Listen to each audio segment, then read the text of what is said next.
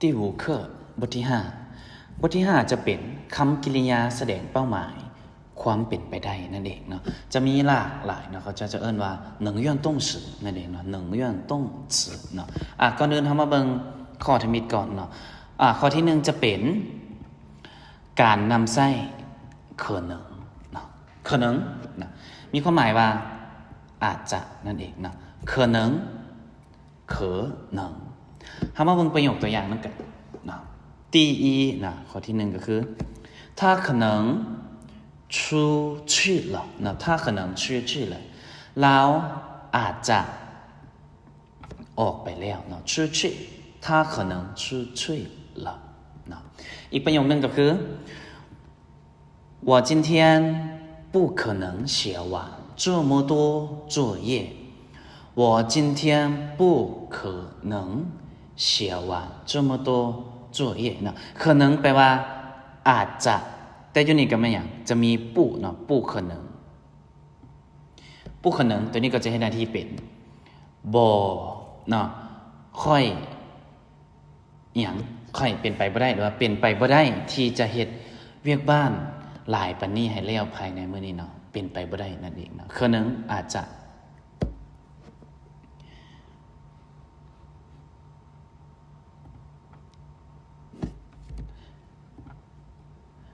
下一个ตัวที่2จะเป็น可以นั่นเองเนาะการนำใช้可以เนาะ可以ก็จะแปลว่าอาจจะหรือว่าได้เนาะจะเป็นในเชิงประมาณว่าการขออนุญาตนั่นเองเอามาเบิ่งประโยคตัวอย่างนำกันการนำใช้可以เนาะประโยคตัวอย่างตัวที่1老师我可以进来吗老师我可以进来吗可以ตัวนี้เนาะก็จะเฮ็ดหน้าที่เป็น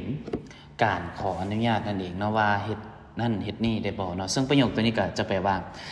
老师เนาะก็คืออาจารย์เนาะ我可以เนาะค่อยเข้ามาได้บ่เนาะ可以进来มาค่อยเข้ามาได้บ่มันจะเป็นการขออนุญาต老师นั่นเองเนาะยังมีอีกประโยคนึงก็คือ这不可以停车这不可以停车这เนาะบ่นี่หรือว่าอยู่นี่เนาะ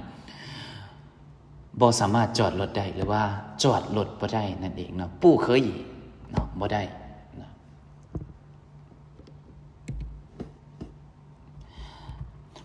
ที่3นะจะเป็นการใช้该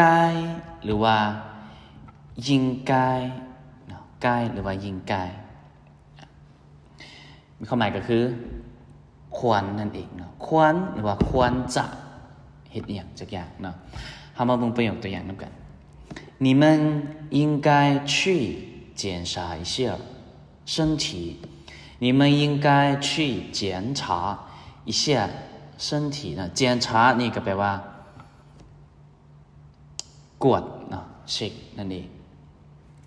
你们应该你们พวกเจ้าเนาะพวกเจ้าควรจะหรือว่าควรกวดสอบร่างกายหรือว่าควรไปกวดร่างกายนิดนึงเนาะตรวจร่างกายหรือว่าไปเช็คร่างกายไปเช็คสุขภาพนั่นเองเนาะควรหรือว่าควรจะเนาะยิ่งกายนั่นเองยิ่งกายหรือว่ากายที่4นะตัวที่4ก็จะเป็น愿意เนาะ愿意นะ愿意เป็นคำกริยานะมีความหมายว่ายินดีหรือว่าเต็มใจที่จะเฮ็ดสิ่งใดสิ่งหนึ่งเนาะด้วยความยินดีหรือว่าด้วยความเต็มใจนั่นเองนะมาเบิ่งประโยคตัวอย่างนำกัน第一นะประโยคตัวอย่างจะมีก็จะแปลว่า他很愿意帮助同学他很愿意帮助同学นะแล้วเต็มใจหลายในการช่วยเหลือหมู่ร่วมห้องหรือว่าหมู่ในห้องหรือหมู่ร่วมเรียนในห้องนั่นเองเนาะ他很愿意แล้วเต็มใจเนาะอีกประโยคนึง我不愿意去外地工作我不愿意去外地工作ค่อยบ่ยินดีในการไปเฮ็ดเวียกนอกสถานที่เนาะ愿意ก็คือเต็มใจหรือว่ายินดีถ้าเฮาบ่เต็มใจหรือว่าบ่ยินดีเฮาก็เติมเพียงแต่เติมปุ๊เข้าไปด้านหน้า愿意เนาะก็จะเป็นบ่ ยินดีหรือว่าบ่เต็มใจที่จะเฮ็ดสิ่งใดสิ่งหนึ่งนั่นเองเนาะ他很愿意帮助同学我不愿意去外地工作愿意